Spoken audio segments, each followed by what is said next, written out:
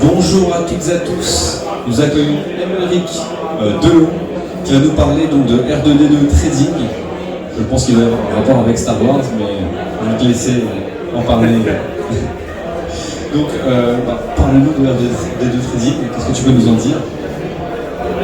Alors, bonjour à tous, merci d'être là. Donc, ouais, notre système, c'est un système de trading automatique où forcément donc le premier robot moi, qui m'est venu à l'esprit quand j'ai voulu l'appeler, c'est R2D2, donc voilà, ça a été simple, mais au moins c'est marquant pour tout le monde, je pense. Les origines en fait du système, moi j'ai toujours été passionné des marchés financiers. À 18 ans j'ai fait mon premier compte.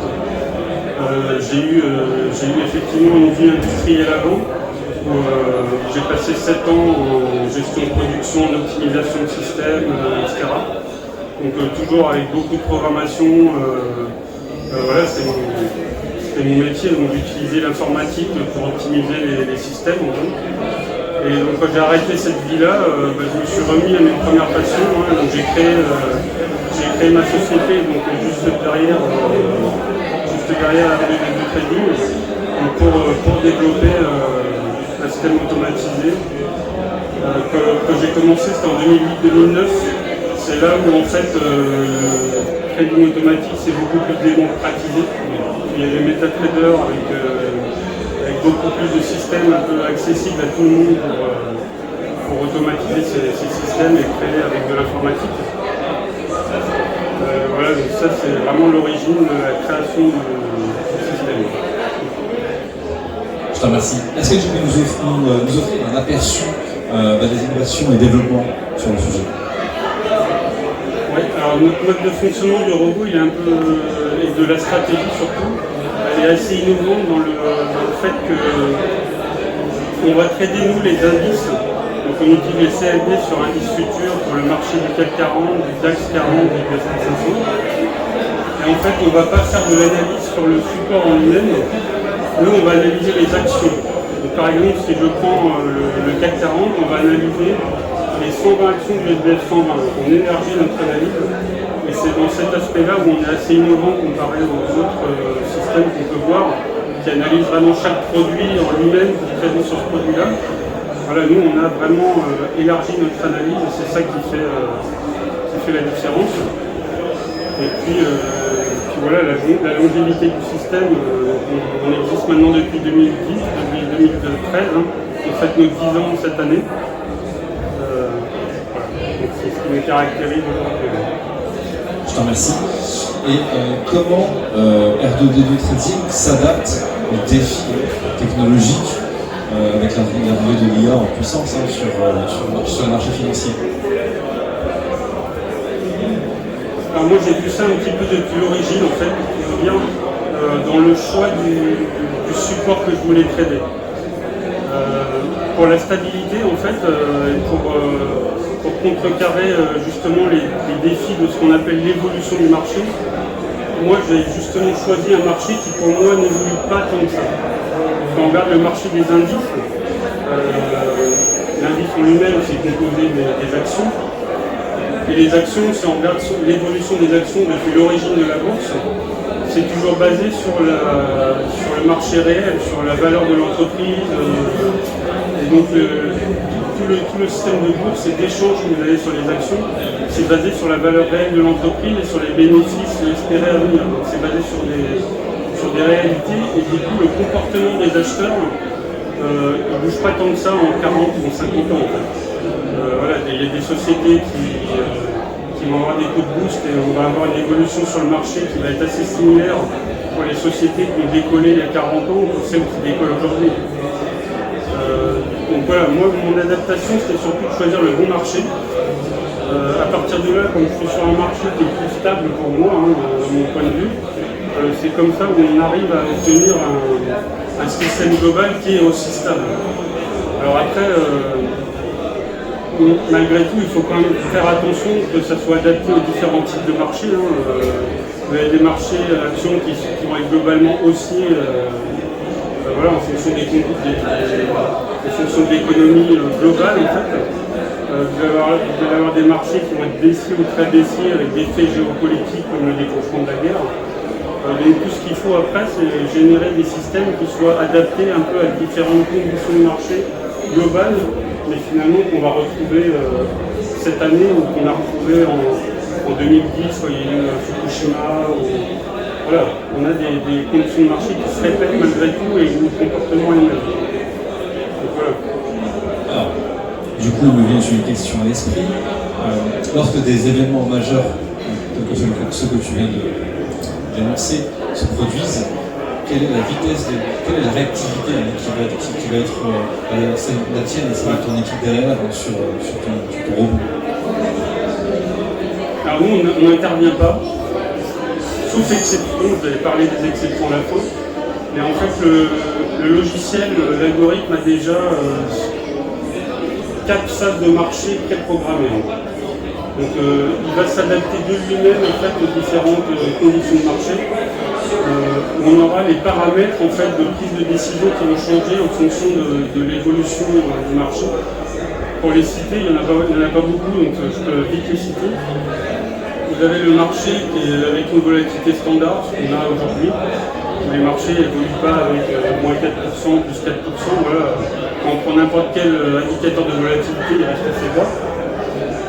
Et donc dans ces phases-là où la volatilité est relativement basse, on a 2 réglages. Un réglage quand le marché est globalement aussi à moyen long terme. Où là, en fait, les réglages vont forcément favoriser des prises de position haussières pour le robot. Parce que le marché est globalement haussier sur les indices, donc il vaut mieux essayer d'être plus réactif à la hausse. On va avoir un autre paramétrage quand le marché est globalement baissier. Donc, par exemple, vous pouvez regarder les moyennes mobiles, les moyennes mobiles qui sont croisées à la baisse, qui sont avec une pente baissière, ça peut vous donner déjà une indication d'un marché baissier. Où là, on a des paramètres encore spécifiques. Et puis, on a des jeux de paramètres pour les marchés très volatiles. Où là, en général, nous, on l'appelle le mode crack, parce que, évidemment, comme le déclenchement de la guerre en Ukraine, vous voyez la volatilité des marchés qui augmente. Et là, quand les volatilités sont hautes, il faut être très réactif à la baisse. Nous, le robot, il peut être soit long, soit short, donc on peut miser aussi sur la baisse. En fait. Donc, dans ces phases-là, oui, il faut qu'on ait un réglage plus réactif à la baisse. Donc, voilà, pour répondre à ta question, c'est déjà préprogrammé, les différentes phases. Et puis après, en dernier recours, on peut intervenir pour couper un robot, en fait, si on constate que son comportement n'est pas ce que l'on attendait de lui dans une phase précise. Donc là, il y a eu le Covid, par exemple. Pendant 4 jours, pendant 2 semaines, les volatilités étaient énormes, voire presque inconnues sur le marché. Donc là, le comportement n'a pas été ce qu'on attendait pendant les premières journées, donc on l'a arrêté le temps que ça passe. Mais voilà, c'est des situations très particulières où on peut intervenir en dernier ressort, mais en général, voilà, il s'occupe de tout seul. Ça marche. Tu viens de nous citer quelques atouts de la 2D trading, est-ce qu'il y en a d'autres? Alors, mis à part cet aspect où nous on peut être présent à tout moment pour intervenir, et puis sur sa robustesse, en fait, l'algorithme n'a pas changé quasiment depuis 10 ans. Donc voilà, on a une robustesse, un historique assez gros. Le premier atout, c'est forcément la perf. On a une perf moyenne aujourd'hui de 30% annuel, hors frais de nos licences. Et puis, c'est notre service client, on est très présent, on n'a pas 3000 clients, aujourd'hui on a 240 clients. On est présent tout le temps pour assurer le service, la communication. Et voilà, c'est notre atout, c'est d'être aux côtés de notre communauté en fait. Et donc à ce titre-là, on fait des réunions trimestrielles en fait, avec tous nos abonnés par Google Meet. Où en fait on débriefe ce qui s'est passé dans le trimestre et où chaque abonné peut poser des questions directes. Voilà, donc on essaie d'être très présent sur comment fonctionne le système et ce que tout le monde en attend. Alors, tu viens de le dire, 10 ans, 240 clients. Quels sont les succès marquants de R2D2 Trading depuis cette année? Il y a eu beaucoup d'expériences différentes avec des abonnés qui sont là depuis le début, j'en ai qui sont là depuis 10 ans. Peu parce qu'il y a comme le roulement, tout le monde investit, prend son bénéfice s'en va, donc j'ai vu beaucoup d'histoires passées.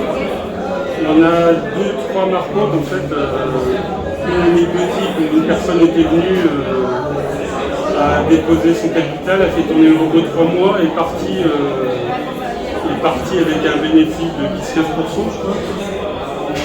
Et ça m'a étonné, parce qu'en fait, les gens, nous, on prend un système qui est plus sur le long terme, etc. La personne avait fait ça pour payer ses impôts.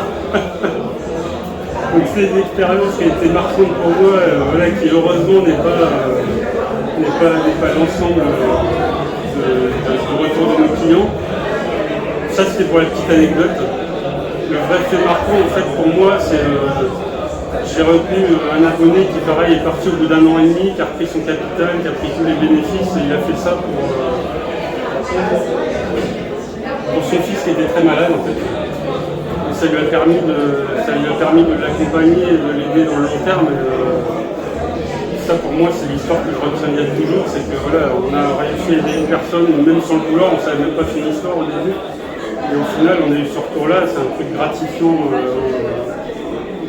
possible. Et ça c'est l'histoire qui moi me marque le plus.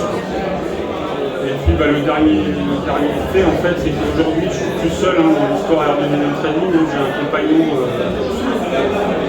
Benjamin Thével qui m'accompagne maintenant dans le développement commercial et stratégique de l'entreprise, qui m'a rencontré parce qu'au départ il a été client, il a été séduit par le système, il est resté plusieurs mois, années. Et avec l'expérience qu'il a eue comme ça en tant que client, il a démissionné de son poste chez Airbus pour venir travailler chez R2D Trading et promouvoir notre solution. Ouais. Donc ça c'est pareil, c'est gratifiant et ça fait partie de l'histoire. Justement, quelles sont les prochaines étapes de développement pour R2D Trading? Alors dans la continuité, en fait, moi je suis basé en France, donc au départ on avait plutôt une clientèle très française. Voilà, Benjamin est basé en Allemagne, il était à Airbus Allemagne, on a développé grâce à lui le marché allemand. On a maintenant de plus en plus de clients de toutes les nationalités. Pareil, dans son travail d'avant, il a beaucoup navigué sur toute la planète avec toutes les filiales d'Airbus. Donc voilà, c'est en ça qu'il apporte beaucoup dans le développement de la base client. Après, en termes d'évolution, plus sur le système en lui-même, on a un robot basé sur l'Australie en fait, qui est en phase de test depuis 1 an. On devrait mettre en production au début de l'année 2024. On fait ça vraiment pour optimiser encore notre diversification et sans doute réduire aussi le drawdown complet de notre portefeuille.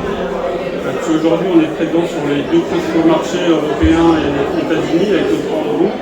Donc il nous manquait la partie un peu asiatique, ne serait-ce qu'en termes d'horaire. Et donc grâce au dernier robot sur l'Australie, on aura toute l'échelle. On va pouvoir quasiment intervenir H24 sur le marché en fait. Donc si on a un événement complet dans la nuit européenne, on aura le marché australien un petit peu plus compensé. Et puis nous on continue maintenant de privilégier le mode de communication, on n'a jamais été sur les réseaux, c'est pour ça que vous allez sans doute avoir du mal à nous trouver à part avec notre site. Mais on fait beaucoup maintenant d'interventions en direct pour aller voir nos abonnés. Le prochain c'est à Toulouse le 14 octobre. En fait, voilà, on se déplace, on a fait à Hambourg, en Allemagne, donc, une réunion qu'on appelle le R2D Trading Day, qui nous permet d'aller voir nos clients face à face, où là c'est toujours bien d'avoir des échanges, des vrais échanges, et pas que du virtuel, et puis de connaître des prospects, les clients apportent des gens qui connaissent, qui peuvent être intéressés sur le robot, et voir en vrai des gens, ça donne plus de confiance, même pour nous, socialement, on apprécie ces moments-là, donc on va les développer encore plus. Je te remercie pour toutes ces réponses. C'est vrai que les robots trading, les robots utilisés pour trader, il y en a énormément sur les marchés. Donc il faut savoir séparer le bon grain des livrés. Donc tu parlais de l'expérience, j'en ai eu comme ça, c'était en 2010, où un pilote d'une compagnie aérienne française, donc Air France, Air France, qui avait investi 1 200 000 €. Malheureusement, le robot de trading était très très mauvais et on avait tout flingué en l'espace d'une vingtaine de minutes. Par contre, le robot a su entrer et sortir des marchés pour générer quelque chose comme 40 000 € de commission. pour la société qui a fourni le robot trader et également le patron du fonds de gestion de patrimoine en question. Et du coup, depuis, c'est vrai que je m'étais dit, je prends un recul. Je sais qu'il y a des robots traders qui sont bons, tant qu'il y a de l'humain derrière. J'ai vu après le crash de Munich qu'il y avait des hedge funds qui avaient très bien calibré leur outil. Finalement, comment séparer le bon livre? C'est compliqué. Mais quoi qu'il en soit, je suis ravi du coup de t'avoir entre aujourd'hui, de voir que tu fais partie des bons grains. Ouais. Je te remercie. Je te remercie. Effectivement, on est beaucoup d'acteurs sur ce marché-là. Des robots, vous allez en voir qui se créent tous les jours en fait. Ça a été mon problème, c'est pour ça qu'on ne me voyait pas sur les réseaux en fait, parce que leur mode de communication à eux, c'est les réseaux. Donc je ne veux pas me mettre dans les mêmes critères de communication qu'eux, pour ne pas être associé à eux, parce qu'effectivement, on voit beaucoup de mauvaises choses. C'est extrêmement dur pour les investisseurs non avertis et qui n'ont pas trompé dans ce milieu-là de détecter l'arnaque. Il y a des moyens, mais voilà, moi je connais les moyens, en regardant comment ils fonctionnent, combien ils font de trades par jour, ceux qui vont être hyper productifs tous les jours. Je peux vous dire que justement, comme tu as dit, ils vont essayer de générer beaucoup de commissions sur les spreads. Nous, on fait un trade en moyenne par jour, donc c'est vraiment pas notre base. Donc, justement, si vous voyez des robots qui sont peu actifs, globalement, ils vont avoir du mal à faire des gains en fait, justement sur le spread. Donc, déjà, la suractivité, ça peut être un critère. Après, il faut essayer de détecter sur la forme des courbes de retour d'investissement. Vous pouvez voir si vous avez des martingales. En fait, dans la courbe, déjà, on peut déceler s'il y a une martingale derrière. S'il y a une martingale comme ça, vous la détectez, c'est pareil, il faut suivre. Voilà, donc c'est vraiment un marché compliqué. Comme tu disais, il y a beaucoup de mauvaises choses, donc l'expérience que tu as eue. Voilà. Après nous, justement, aussi, c'est notre plus aussi, c'est qu'aujourd'hui, quand on regarde, 60% de nos abonnés viennent d'anciens abonnés. On a un système de parrainage où en fait, la base client, c'est des clients satisfaits qui parlent de nous, et qui amènent leurs amis, etc. Donc le bouche à oreille fera toujours son effet, il fait son effet dans la vie réelle. Et c'est pour ça que nous, on se base maintenant que là-dessus, que sur des réunions physiques et rencontrer les gens pour essayer justement de lui expliquer les risques qui sont nombreux dans ce domaine. Émeric, je te remercie. Est-ce que vous avez des questions à tout hasard? Non, pas de questions? J'ai été super clair. Émeric, merci beaucoup. Merci à toi, merci à vous.